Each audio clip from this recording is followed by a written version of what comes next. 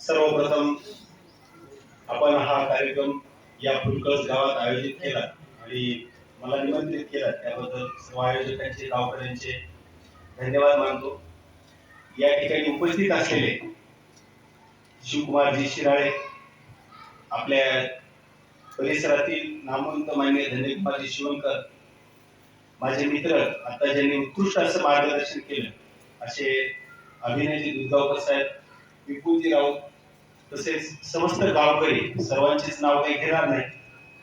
फुलांचे इथे काम आहे, शब्दांनीच भागत आहे। या कार्यक्रमात आपल्या सर्वांचं स्वागत आहे। मान्य रुद्रवाजे आहेत किंवा अन्य सगळेच आहेत, आता कृषी अधिकारी आहेत, विद्यापीठातील लोक आहेत। मी मुळामध्ये तुमच्या मुळावर येणार आहे। आताच आपले जे देशमुख साहेब आहेत त्यांनी अतिशय उत्कृष्ट पद्धतीने त्यांचे स्वअनुभव आणि त्यातून पुढे आलेला विषय सांगितला। माझा विषय हा सगळा गाय आधारित आहे। देश को बचाना है, बचाओ गौ माँ, संकट में आज है हमारी गौ माँ।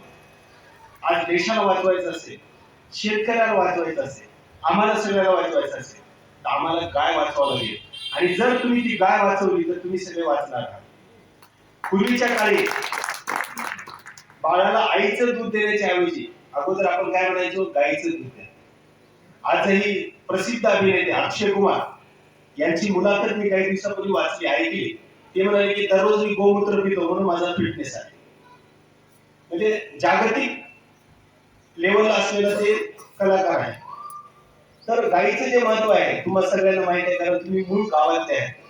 मी भाग्यवान आहे, माझे वडिलोपार्जित 50 एकर शेती आहे आणि माझ्या आजोबा पंजोबापासून वडिलांपासून आता माझ्याकडे 275 गायी आहेत। सगळ्या कसायातून वाचवलेल्या आहेत। दुधाचा विचार मी कधीच केला नाही आणि आताही करत नाही। लहानपणी आम्ही होतो त्यावेळेस आमचे वडील मारुत्या पकवले हे गव्हाचारी शेतीत प्रसिद्ध, पण त्यांनी आम्हाला गायी दिल्या होत्या। ही काजरी गाय तुझी, ही शेवटी गाय तुझी। आम्ही बसायचो गायीच्या खाली, जेवढं दूध प्यायचं तेवढं काढायचं, दूध प्यायचं। म्हणजे ही अशा परंपरेतून आलेला मी आहे। मी स्वतः व्यवसायाला परभणी ते मराठवाडा हायस्कूलला शिक्षक आहे। सविस्तर परिचय मी काय देतोय, संघटनात्मक दृष्ट्या बजरंग दलाचा प्रांत संयोजक म्हणून 14 जिल्ह्यामध्ये काम करतो। हे माझा मोठेपणा नाहीये, मी या विषयाकडे का वळलो हे सांगतोय। जसं अभिनवजींनी आता अनुभव सांगितला तसं 2016 मध्ये भीषण दुष्काळ पडला होता, आपल्या सर्वांना माहिती। त्यावेळेस माझ्याकडे 40 गायी होत्या आणि सभोवतालच्या परिसरातील अनेक गायी शेतकरी खाटकाला विकत होते। कितीला? 2000, 4000, 5000। माझ्यावर 17 केसेस होत्या, खाटकांसोबत भांडण करून गायी सोडवलेल्या। विचार केला मी की लोक 4-5 हजारला कसायला गाय विकतायत, आपण भांडण करून कसायला गाय वाचवली, मी तर फुकटमध्ये कसाय घेत आहे, काहीतरी केलं पाहिजे। छावणीचा विचार डोक्यात आला। आपल्याला माहित असेल 2016 मध्ये माझे स्वतःचे 50,000, माझे गुरु आहेत आनंद पांडे सर, त्यांचे 50, असे गायी करून आम्ही 2 लाख जमा केले आणि 200 गायीची व्यवस्था करून अशी छावणी सुरू करावं असं म्हणून आम्ही सुरू केली। मी बंधूंना सांगतोय की पहिल्या दिवशी उद्घाटनाला 350 गायी आल्या आणि आमचा उद्देश तेच होता, गायीची छावणी। तर गायी आणि बैल मिळून 2016 मध्ये 2100 गायी आम्ही सांभाळल्या। माझ्याकडे 17 बोर पाडले होते, पाणी कुठंच नव्हतं। 2016चा भीषण दुष्काळ होता। तो 2100 गायी आणि 400 त्याचे शेतकरी बांधव, सकाळ संध्याकाळ जेवण मोफत आणि दररोजचा 2 लाख रुपये खर्च। गो मातेने कुठे दिलाय मलाही कळलं नाही, कमी काहीच पडलं नाही, भरपूर मोठ्या प्रमाणात झालं।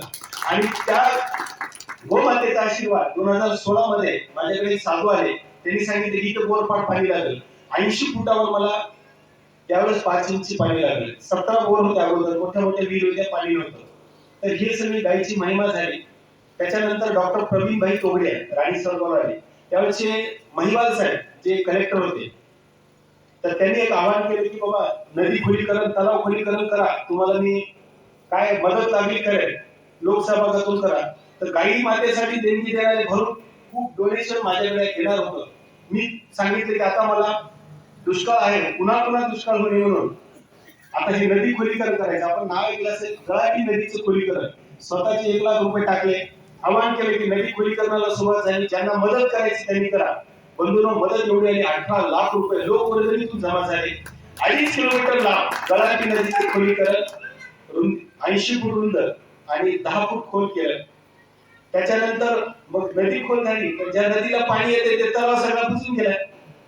तलाव खुलीकरण करू. पुन्हा आवाहन केलं, कलेक्टरनी सुद्धा त्यावेळेस आर्थिक मदत करू असं म्हणाले. कुठल्याही शासकीय आर्थिक मदतीशिवाय आपण राणी साहेबांचा जो केदारेश्वर पाझर तलाव आहे त्या तलावातला 25,000 ब्रास गाळ आपण विश्व हिंदू परिषदच्या वतीनं काढून दिला. लोकसभाकडून फक्त जेसीबीचा खर्च आपण दिला. त्यामध्ये सत्यसाई सेवा मंडळ जे आहे साईबाबा त्यांनी सुद्धा मदत केली. अनेक लोक पुढे आले आणि बंधूंनो 25,000 ब्रास राणी साहेबांच्या जो पाझर तलाव आहे त्यातला काढला. त्याचा परिणाम मी सांगतोय. त्यानंतर मग तिथला काढल्यावर घटाकडा पाझर तलाव बाजूलाच आहे. ज्या पाझर तलावाचं पाणी माझ्या शेतात यायचं. जुन्या काळात ते विहिरीला बोरला पाणी असायचं पण मध्ये बंद झालं कारण ते सगळं तलाव बुजला होता. तर तिथले लोक माझ्याकडे आले, बोले सर तुम्ही तिथं केलं तसं आमच्याकडे काय करता येईल का. तिथेही सुरुवात केली. माननीय कलेक्टर साहेबांना बोललो, त्यांची मदत झाली आणि आपणही लोक वर्गणीतून साधारणतः 30,000 ब्रास गाळ आपण घटांगडा पाझर तलावाचा काढला. परवाला बोर घेतला. 100 फुटावर माझ्या घरी एक बोर पाडला. तुम्हाला व्हिडिओ पाहायचा दाखवेल. 100 फुटावर एवढं पाणी लागलं की 25-40 फूट बोर खोदत असताना पाण्याचं प्रेशर वर येते. राणी सावरगावमध्ये 7 बोर असे ज्याला ऑटोमॅटिक जमिनीच्या वर पाणी येते. हापसा एक आहे, त्या हापशाला ऑटोमॅटिक हापसायची गरज नाही, पाणी येते. माझ्या शेतामध्ये बोर आहे, 1.5 HP चं पाणी ऑटोमॅटिक बोरच्या बाहेर पडते. तर ही सगळी किमया लोकवर्गणीतून झाली. हा एक विषय आहे. ते फक्त कामाचा आढावा म्हणजे चांगलं काम करत असाल, सुरुवात वाईट होईल पण निश्चितपणे त्याचं फळ चांगलं मिळेल. हा माझा वैयक्तिक अनुभव आहे. आता मूळ विषयावर येतो. 2016 में डॉक्टर प्रवीण भाई तोगड़े आए कि कोरेज आपने बहुत अच्छा काम किया है, मुझे आपके घर आना है. प्रवीण भाई तोगड़े म्हणजे विश्व हिंदू परिषदेचे आंतरराष्ट्रीय संघटन मंत्री होते, ज्यांना Z+ सिक्युरिटी होती, ज्यांच्या ताफ्यामध्ये जवळपास 100 पोलिसांच्या गाड्या आहेत संरक्षण. इंटरनॅशनल लेवलचा माणूस राणी साहेबांना आला. मी त्यांना म्हणालो की आपको अगर आना है तो हिंदुत्व की बातें सब तरफ आप करते हो, अच्छा है, लेकिन यहाँ जो कार्यक्रम होगा वो सिर्फ किसानों के लिए होगा. 2016 मध्ये 5,000 शेतकऱ्यांचा मेळावा आपण राणी साहेबांमध्ये आयोजित केला होता. तेव्हापासून खऱ्या अर्थानं मी शेतीकडे वळलो कारण त्यांनी छोटं उदाहरण सांगितलं. मी महत्वाचा विषय सांगतोय. ते म्हणाले की टरबूज एक लावलं होतं एका ठिकाणी. 10 किलो माती घेतली, त्या मातीमध्ये बाजूला प्रयोग केला, टरबूज लावलं आणि उत्पादन केलं. 4-5 बिया टरबूजाच्या आल्या होत्या. उत्पादन निघाले, टरबूजाला चांगली मेहनत केली. तर ज्यावेळेस उत्पादन काढलं टरबूजाचं तर त्या 4-5 बियापासून साधारणतः 30 किलो फळं निघाली. किती किलो? 30 किलो फळं निघाली. तर त्याला गाईचं शेण किंवा जीवामृत वगैरे वापरलं. त्यानंतर मातीचं वजन केलं तर 10 किलो माती त्यांनी वापरली होती. नंतर मातीचं वजन केलं तर ती माती 9 किलो 990 ग्रॅम निघाली. मग प्रवीणबाईंनी सांगितलं बाई 30 किलो टरबूज कशातून आले, माती तर 10 किलो. तर हे सगळं आलं हवेतून. म्हणजे मला तुम्हाला ते सांगायचे की तुमच्या जमिनीमधली माती हे पिकामध्ये फार कमी येते. फक्त त्यातले जे जीवाणू हे सगळं काम करतात आणि हे जीवाणू हवेमधलं नत्र मिळून देतात. हवेमध्ये जे घटक आहेत ते मिळून देतात आणि आपलं पीक पिकतं. ही वस्तुस्थिती आहे.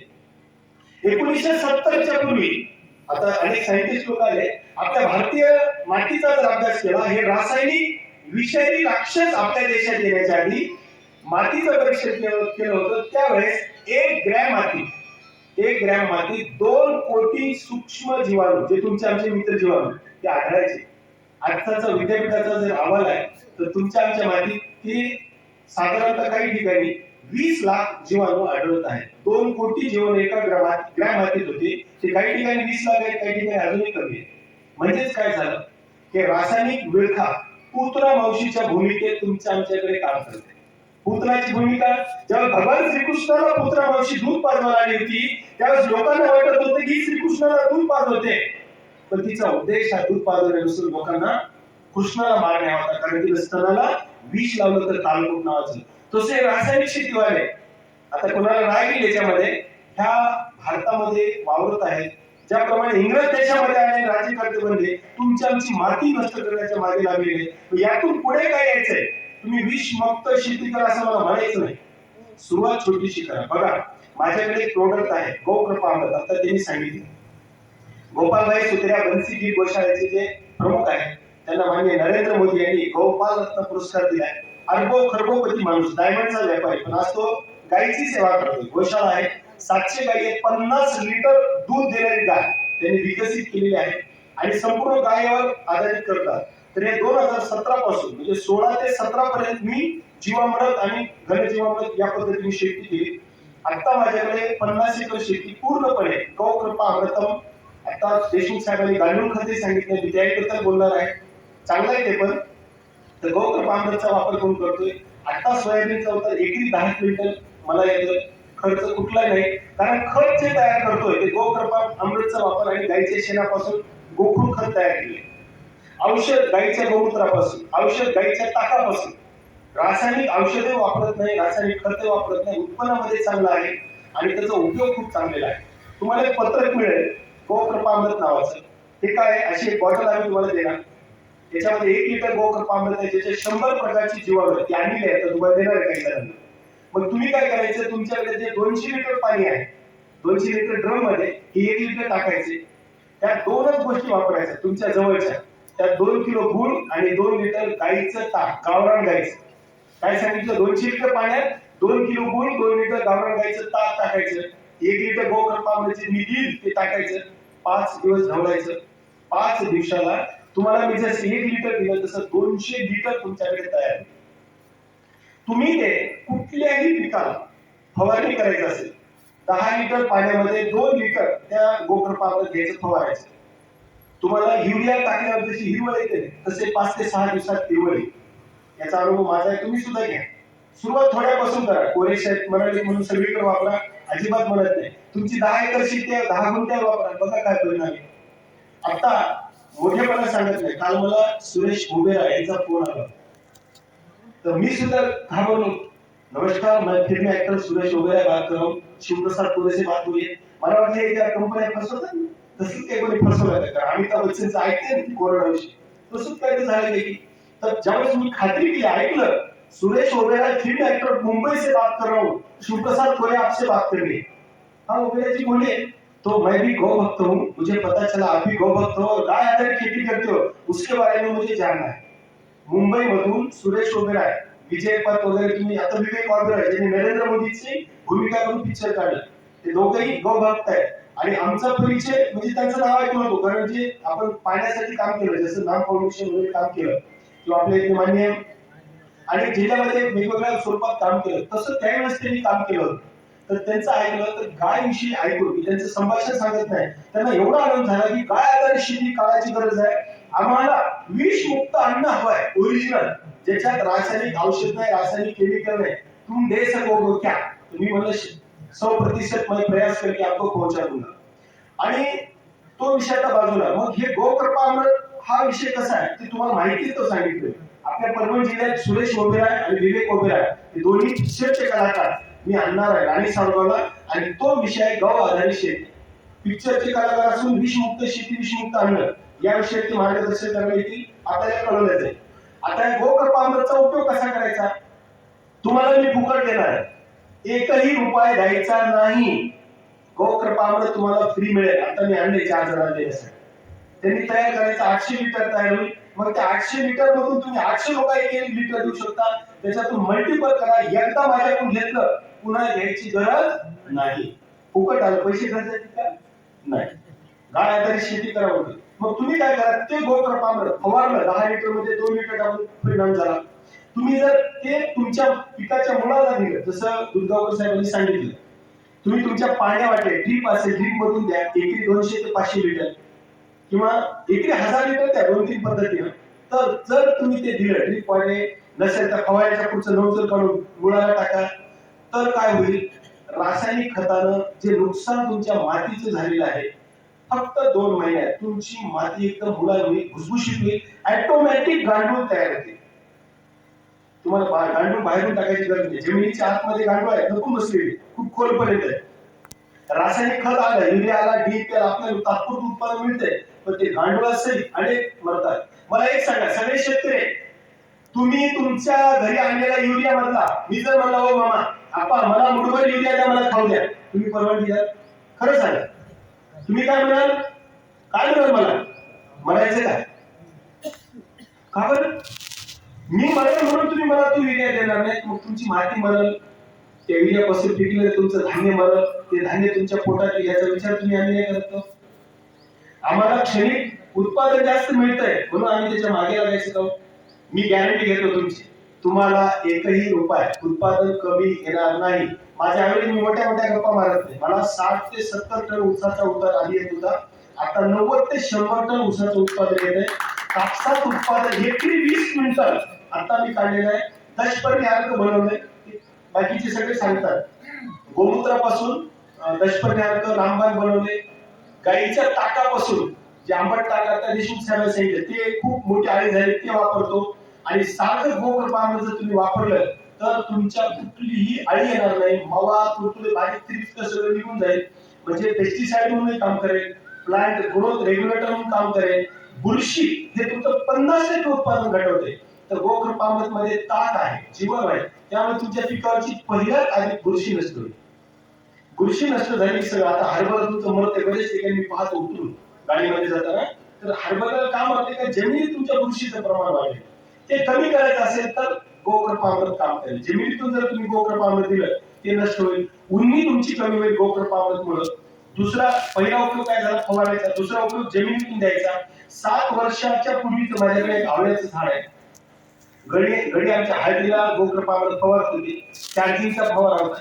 म्हणजे गुरुजीच्या ती चार्जिंग संपली, काय करू मी म्हणलं हे उचल आणि 7-8 लिटर उचलले ते आवळ्याच्या बुडाला टाक. तर 7 वर्षात एकही आवळा लागलो. आता तुम्ही बघा लाखोच्या संख्येने आवळ्याला फुलं आहे. माझ्याकडे चिंचेचं झाड आहे. 5-5, 4-4 वर्षाचे चिंचेचे झाड होते, तुम्हाला नंतर फोटो दाखवेल. तर आता पानं कमी तेवढ्या चिंच जास्त आहे. आणि ओबेरायचा फोन ते चिंचचा व्हिडिओ पाहून आला होता. माझं एक युट्यूब चॅनल सुद्धा आहे शिवप्रसाद कोरे नावाने. तुम्ही जर पाहिले शिवप्रसाद कोरे गो आधारित गोकृपामृत शेती तुम्हाला लक्षात येईल. तर ते त्याच्यामध्ये दाखवलेलं आहे. गव्हाचं उत्पादन एकरी 16 क्विंटल स्वतः मी आता घेतोय. ज्वारीचं उत्पादन एकरी 10 क्विंटल घेतोय. खत गोखूर खत गांडूळ खत सुद्धा माझ्याकडे आहे. माझ्याकडे 14 बॅग आहेत, मी बनवतो शासकीय प्रकल्प म्हणून. पण गांडूळ खत तुम्ही वापरा, त्याला बनवायची प्रोसेस देशमुख साहेबांनी सांगितली. करत असाल तर चांगलंच आहे. पण तुम्हाला अजून एक सोपी पद्धत सांगतो. तुमच्या घरचं जे शेण आहे, गाईचं शेण, त्या गाईच्या शेणावर जर हे तुम्ही गोकृपामृत टाकलं सावलीमध्ये तर तुम्हाला गांडूळ खत न टाकता सुद्धा गांडूळ खताच्या पेक्षा दुप्पट चांगला रिझल्ट गोकृपामृतच्या खताने येतोय. याचा अनुभव माझ्याकडे, मी बाय ग्रुप विद्यापीठाच्या माझ्याकडे गांडूळ खत सुद्धा आहे. गांडूळ खतामध्ये घटक सांगतो, देशमुख साहेब पण आहे. गांडूळ खतामध्ये मॅग्नेशियम आहे समजा 890 माझ्या गांडूळ खतात. तर मी जे गाईच्या शेणापासून जे खत तयार केले गोखूर खत, त्याच्यामध्ये मॅग्नेशियमचे घटक आहेत 1709. गांडूळ खतामध्ये लोहाचे प्रमाण आहे 6000. तर माझ्याकडे जे गोखूर खत बनवले त्याच्यात लोहाचं प्रमाण आहे 7700. गांडूळ खतामध्ये तांब्याचं प्रमाण जे आहे ते आहे 98. माझ्याकडे तांब्याचं प्रमाण जे बनवले त्याच्यामध्ये घटक आले 150. जस्तचं प्रमाण गांडूळ खतामध्ये 100, तर आपल्याकडे 166 आहे. हे तुलना गांडूळ खताची दुप्पट रिझल्ट आहे. सेंद्रिय कार्बन म्हणजे माझ्याकडे 19.18.90 आता प्रूफ आहे, विद्यापीठाने तपासणी केलेली आहे. गांडूळ खताचे थोडे सेंद्रिय कार्बन जास्त आहे, 24 पॉईंट आहे. पण अन्य जर तुलना केला तर गांडूळ खत आणि गोखूर खत सेम प्रकारे आहे. गांडूळ खताला मेहनत खूप घ्यावी लागते. जसं देशमुख साहेबांनी स्वतःचे अनुभव सांगितले. गांडूळ आणा, काढा, चाळा. 1 क्विंटल शेण जर वापरलं तर त्यातले 600 किलो आपल्याला ते खत मिळतं, बरोबर आहे. 600 किलो 700 किलो मिळत असेल. काळी घसपट त्याला मेहनत आहेच आहे. तयार केला तर अभिनंदनच आहे. पण याच्यामध्ये काहीच मेहनत नाही, 100% होतोय. उकडण्यामध्ये जरी टाकलं, तुमचा आता उकडलाय शेणाचा काळी घसपट चिपाड खड्डा करायचा असा लाकडाने, त्याच्यात बादलीने गोकृपामृत टाकायचं. 40 दिवसात तुम्हाला चहाच्या पावडर सगळं खत आहे. माझ्याकडे जे आहे आता मुक्त गोट्या 250 गाई आहेत. माझ्याकडे विकत घ्यायचा अजिबात म्हणत नाही, तुम्ही तयार करा. तर खत कसं तयार करतात, तर मुक्त गोठा आहे, 200-250 गाईचं शेण त्या मुक्त गोट्यात पडतं. शेण खतामध्ये 1200 कंपाऊंड आहे. तर गोमूत्रामध्ये 5100 कंपाऊंड, 51 कंपाऊंड, म्हणजे शेणखतापेक्षा 5 पट ताकद ही कशात आहे, गोमूत्रामध्ये. तर ते गोमूत्र गाईचे मूत्र त्या शेणात पडतं. रोजचं शेण आणि त्याच्यात गोमूत्र 200 गाई आहे, ऍव्हरेज 2 लिटर गोमूत्र धरा. रोजचं 400 लिटर गोमूत्र शेणात पडतं. महिन्याचा विचार केला तर 400 नाही, 10 दिवसाचे 4000, 12000 लिटर गोमूत्र हे शेणात पडतं. म्हणजे हे शेण हे गोमूत्र आणि त्या गाईच्या खुरानं बारीक होतं म्हणून गोखूर. आणि हे सगळं पावडर झालेलं चाळून घेतो. चाळल्यानंतर त्याच्यात गोकृपामृतची प्रक्रिया करतो. गोकृपा अमृत टाकून आधी त्याला भिजवतो. भिजवल्यामुळे त्याची हीट निघून जाते. गवताच्या बिया जर जनावरांना खाली असतील त्या निघून जातात आणि मग ते वाटतात बिया असल्यातच आणि ते मग नष्ट करतो, पलटी मारतो. मित्रांनो, ते खत त्याच्यामध्ये जीवामृत सुद्धा एकदा टाकतो मी आणि 4 वेळेस गोकृपा अमृत टाकतो. चहाच्या पावडर सारखं सेम गांडूळ खतासारखं तयार होतो. त्या खताची मी विद्यापीठ मराठवाडा कृषी विद्यापीठ परभणी तपासणी केलेली आहे. शेणखताची तपासणी मी केलेली आहे. माझ्या शेणखताची तपासणी आणि खत तयार झाल्यावर तर शेणखतातले घटक आणि हे घटक बाय प्रूफ सांगतो. मॅग्नेशियमचं प्रमाण शेणखतामध्ये आहे साधारणतः 40 पॉईंट पर किलो मिलीग्रॅम पीपीएम मध्ये म्हणतात. तर माझ्याकडे ते 1709 आहे. बघा, शेणखत नंबर 1 आहे, शेणखताशिवाय पर्यायच नाही. पण शेणखताची ताकद 100 पट वाढवण्याचं काम आपण ते गोकृपा अमृतच्या माध्यमातून केले. फुकट मिळणार आहे, तुम्हाला फुकट मिळेल, तुम्ही फुकट वाटा, पैसे खर्चू नका. मॅग्नेशियमचं जे प्रमाण आहे तेवढं आहे. लोहाचं प्रमाण शेणखतामध्ये साधारणतः 100 पॉईंट असतं, तर माझ्याकडे ते 7700 पॉईंट विद्यापीठ सांगतात. जस्ताचं प्रमाण, तांब्याचं प्रमाण याचा जर तुलना केला, जस्त आहे 40 पॉईंट, आपल्याकडच्या खतामध्ये जस्त 166, तांबे शेणखतामध्ये 3 पॉईंट, आपल्या खतामध्ये आले ते 150 पॉईंट.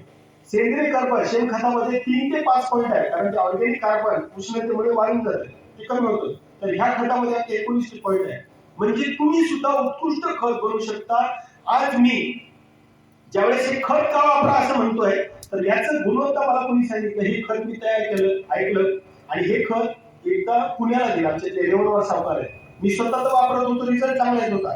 त्यांनी 5 किलो पुण्याला नेलं. त्यांच्या मुलीने सांगितलं की माझ्या झाडाला फुलं आणि फळं एवढे लागले की ते कोरेसरच्या एकदा खत द्या. 3 वर्षापूर्वी डीवायएसपी खकाळे गंगाखेडचे आणि सुधीर पाटील साहेब आपले ऍडिशनल कलेक्टर, त्यांचा मला फोन आला की कोरे सर तुमची गोशाळा आहे. नो, आम्हाला 1 ट्रॉली शेणखत आहे. नो साहेब, कशाला पाहिजे? ते म्हणजे आम्ही झाडं लावलेत, या नवीन सरकारने जे झाडाची योजना आहे त्याला 1 ट्रॉली. म्हणलं साहेब विनंती आहे, माझ्याकडचं फक्त 25 किलो तुम्ही खत द्या, तुमच्या 200 झाडाला पुरेल आणि रिझल्ट खता एवढ्याच येते. म्हणजे असं कुठं आहे का? घेऊन तर बघा. तर त्यांनी ते 25 किलो त्यांची गाडी पाठवली पोलीस डिपार्टमेंटची, 25 किलो घेऊन गेले. त्यांनी 2-2 छटाक टाकलं. 15 दिवसात मला फोन आला, डीवायएसपी खकाळे आता अमरपूरला आहे. ते म्हणजे की कोरे साहेब तुमच्या खताची काय जादू आहे मला कळली नाही, मला 10 क्विंटल हे खत माझ्या शेतासाठी आहे. बंधूंनो, आता जे खत तयार करतो मी ते फक्त एकरी 1.5 क्विंटल वापरतोय. 300 रुपयाला 30 किलोची बॅग मी देतोय. माझं विक्री करणे हा उद्देश नाहीये. जे विकले त्यातून 2 रुपये आले ते मी शेतकऱ्याचे कमीत कमी कसं करता येईल त्याचा प्रयत्न करतो. ते जे पैसे आले त्या गाईला मी चारा म्हणून टाकतोय. 250 गाई जगवणं सोपं नाहीये. गाईचं उत्पादन वाढवायचंय तर मग त्या खतापासून करतोय. मी 100% गॅरंटी देतो. तुम्ही रासायनिक खत, डीएपी, युरिया, सुपर फॉस्फेट काहीच टाकू नका. आपल्या जवळचं एक खत, 1 क्विंटल खत वापरा. तुम्ही स्वतः तुमच्याकडे तयार करा, माझ्याकडे विकत घेऊ नका, काही गरज नाही. मी ते पुण्या मुंबईला विकत घेऊन जिथं मिळत नाही. तुमच्याकडे घरच्या गाई आहे, तुम्ही तयार करा. काही मार्गदर्शन लागलं केव्हाही फोन करा, मी सांगतो. तुम्ही ते खत एकरी 1 ते 1.5 क्विंटल वापरा. पेरा पावडर सारखं बनल्या आणि गोकृपा अमृत वापरा. गॅरंटी घेतो तुमची, बाय प्रूफ मी बोलायला रेकॉर्डिंग होते. तुम्हाला कुठलंही उत्पादन कमी होणार नाही. रासायनिक औषध सुद्धा गाईच्या गोमूत्रापासून तयार करा. गाईच्या गोमूत्रामध्ये सोपी पद्धत आहे बघा. लमित नावाचं आहे. लसूण, ल म्हणजे लसूण, मी म्हणजे मिरची आणि त म्हणजे तंबाखू. सोपं आहे. आणि कडुलिंबाचा पाला घ्यायचा 5 किलो, 20 लिटर गोमूत्र घ्यायचं आणि 1 किलो लसूण, 1 किलो हिरवी मिरची, 1 किलो तंबाखू घ्यायची आणि 20 लिटर मध्ये उकळायचं. अर्ध तयार झालं की त्याला 48 तास तसं भिजू द्यायचं आणि त्याच्यानंतर तुम्ही ते 10 लिटर पाण्यामध्ये 100 मिली टाकून फवारा. कसली आळी, कसलाही थ्रिप्स तुमचा जातो याची गॅरंटी मिळेल. दुसरं, गाईचं जे ताक आहे, आंबट ताक म्हणजे साहेबांनी, तर ताक तुमचं तांब्याच्या भांड्यात ठेवा 40 दिवस. जमिनीमध्ये पुरून ठेवा किंवा ती गोलपाटात झाकून ठेवा. 40 दिवसाचं जुनं ताक, तांब्याचं भांडं नसेल काय प्रॉब्लेम नाही, प्लास्टिकच्या टाकीत ठेवा ताक आणि त्याच्यामध्ये तांब्याचे पत्रे किंवा तांब्याचे जुने भांडे टाकून द्या. 40 दिवसात असं भयानक मिश्रण तयार होईल. आपल्याला काय अपाय करणार नाही, पण कसली आळी त्याच्यावर जाणार नाही. उत्तम असं बुरशीनाशक म्हणून काम करेल. म्हणजे सोपे कीटकनाशक म्हणून सांगतोय, पण तुम्हाला कीटकनाशक वापरायची गरजच नाही. तुमच्या मिरचीवरचा कसलाही बोकडा गोकृपा अमृत जाईल, कसले ट्रिप्स गोकृपा अमृत जाईल. फक्त काय करा, जमिनीतूनही जाईल आणि वरून फवारणी करा. घ्यायलाही फुकट, द्यायलाही फुकट. आज तुमच्यापैकी तुम्ही ठरवा, 4 लोकांना मी ते देईल. सोपी पद्धत आहे. बंधूंनो, तुम्ही वापरावं. गोकृपा अमृत वापरून गाय आधारित शेती करावं. तुम्ही गायीला वाचवणार नाही, गाय तुम्हाला वाचवणार आहे. तुम्हाला जर खरी शेती करायची असेल ना, एक तरी गायची ठेवा. पण गाय नसेल काय हरकत नाही, बैल आहेत तर तुमच्याकडे बैलाचे शेण असू सुद्धा करा. म्हशीच्या शेणामध्ये कंपाऊंड आहे, पण गायीच्या तुलनेत अतिशय कमी आहे. म्हशीच्या गोमूत्रात सुद्धा कंपाऊंड आहे, पण गायीच्या तुलनेत अतिशय कमी आहे. गाय आधारित शेती आमचा मूळ पाया आहे, तोच करा. गायीचं दूध आपल्या लेकरांना जर पाजलं तर काय ताकद आहे, काय बुद्धिमत्ता आहे, त्याचा अनुभव अनेक लोक तुम्हाला सांगतात. आज मोठे मोठे खेळाडू लोक बघा, जे जे एक्सपर्ट झालेले आहेत, ज्यांनी टॉप मेडल मिळवलेले आहे, ते म्हणतात मी गाय का दूध पितात. आता जो चोप्रा असेल किंवा त्या पैलवान असेल कुस्ती म्हणतात, त्यांची मुलाखती तुम्ही ऐका. तर तुम्ही सुद्धा तुमच्या शक्य असेल लेकरांना गायीचं दूध पाजवा.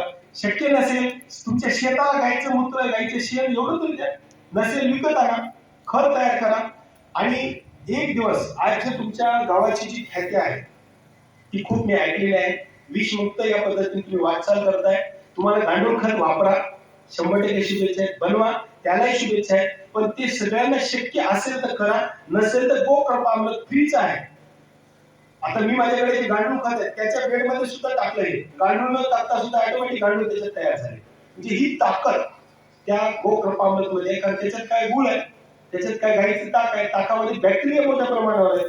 त्याच्यामुळे तुम्हाला हे करता बाप प्रूफले आहे. बोलण्यासारखं खूप काय आहे, पण मला वेळ बराच झालेला आहे. मला कळकळीचं विनंती आहे, आव्हान आहे, तुम्हाला गोकृपामृतची 1 लिटरची बॉटल मिळेल. पुन्हा एकदा प्रोसेस सांगतो. त्या बॉटलच्या वर छिद्र पाडायचे. छिद्र आता पाडलेले छिद्र पाडून आणले, कारण हे जे जीवाणू मित्र जीवाणू हे म्हणतात बंद टोपणार. म्हणून कोणाला द्यायचं असेल तर टोपणाला छिद्र पाडूनच द्यायचं.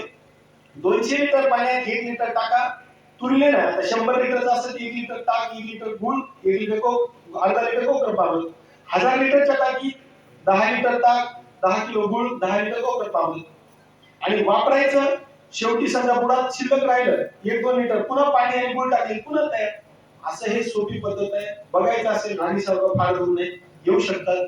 तुमच्या गावाशी माझं एक रिलेशन आहे. तुमच्या सरपंचाचा मला फोन आला, एक लंगड्या पायाचे गोर होतं बघा, की ते म्हणे कोरे साहेब तुमच्याकडे एक आमच्या गावातून कोणी गोर सोडले, त्याला दोन्ही पाय नाही. तर ते गोऱ्याची तब्येत सुद्धा तुम्ही पहा, चांगल्या पद्धतीत ते मी आता उलट ते माझं लाडकं झाले, कारण बाकीच्या सगळ्यांना पाहतात पण अपंग जनावरांना सुद्धा सांभाळण्याचं काम तिथं करतो. तुमच्याकडचंच आहे ते, बरोबर आहे. त्याचं आम्ही आता राजा ठेवलेला आहे, खूप चांगला आहे. तर असं गोरही सांभाळतो. तर काय वाचली तर तुम्ही आणि वाचणार आहात हे मला सांगायचं आहे. आणि आता माझ्याकडे संघटनेची जबाबदारी, पण आता माझं जास्तीत जास्त वेळ जिथं जिथं जाईल, मी सासरवाडीला गेलो तरी माझ्या सोबत गोकृपामृत राहते, मी कारमध्ये कुठे प्रवासाला गेलो तरी सोबत राहते. हे पत्रक तुम्हाला सर्वांना मिळेल. गोकृपामृतचे फायदे उपयोग सगळं मी जे सांगितले, माझा मोबाईल नंबर पण आहे. तुम्ही सर्वांनी वाचा, ऐका, विचार करा, वापरा. तुम्हाला नेहमी काय अडचण आली माझा नंबर तुमच्याकडे ठेवा. खताचे सुद्धा परिणाम घ्या. गोकृपामृत वापरायला सुरुवातीला करा, 10-20 झाडाला वापरा. तुम्हाला आवडलं, उपयोग चांगला झाला तर वापरा. म्हणजे 100% वापरा म्हणत नाही. तुमचं 10 एकर असेल तर 10 गुंठ्यात वापरा, 1 गुंठ्यात वापरा, रिझल्ट तुम्हाला दिसेल. 100% तुम्ही निश्चित वापराल. मी तसंच केलं होतं. एका गुंठ्यापासून सुरू केलं, आज 50 एकर. मी आतापर्यंत 3500 लोकांना गोकृपामृत मोफत दिलेलं आहे. तुम्ही तेच काम करायचे, गावोगावी मोफत द्या. म्हणजे शेतकरी हा खर्च मुक्त झाला तरच तुमची शेती टिकणार आहे, तुम्ही टिकणार आहे. देशाचं आरोग्य टिकवायचं असेल, माननीय प्रधानमंत्री नरेंद्र मोदी यांनी सुद्धा एक आवाहन केलंय, युरिया आपको मिलेगा लेकिन युरिया के उपयोग आप कम करो, असं प्रधानमंत्र्यांना आवाहन करावं लागेल. आपण त्याचं विपरीत घेऊ नका. कारण का तर हा युरिया आपल्याला मारतोय.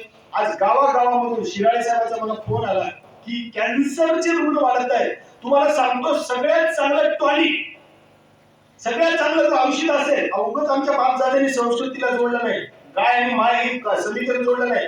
तुम्ही जर दररोज तुमच्या गाईचं ताजं गोमूत्र अर्धा कप घेत असाल, गाळून घ्या तुम्ही, तर तुम्हाला कुठलाच रोग होणार नाही. कॅन्सर रोग दुरुस्त करण्याचं काम गोमूत्र करतंय, हे अमेरिकेनं सांगितलंय. अमेरिकेनं पेटंट घेतलं गोमूत्राचं. कॅन्सर सारख्या आजारावर तुम्हाला ते वेगवेगळ्या डाटोमध्ये पॅक करून त्याचं भरून देतात. तुम्हाला माहित नाही कॅन्सरचं औषधी गोमूत्रापासून बनलेलं. कॅन्सर सारख्या आजारावर म्हणजे अनेक डॉक्टरचे ऐकलेले अनुभव आहेत. जर तुम्ही अर्धा कप गोमूत्र 1 चमचाभर ताजं गाईचं शेण मिसळून त्याला जर चालून पिलं तर कसलाही कॅन्सर सारखा आजार दुरुस्त होतो.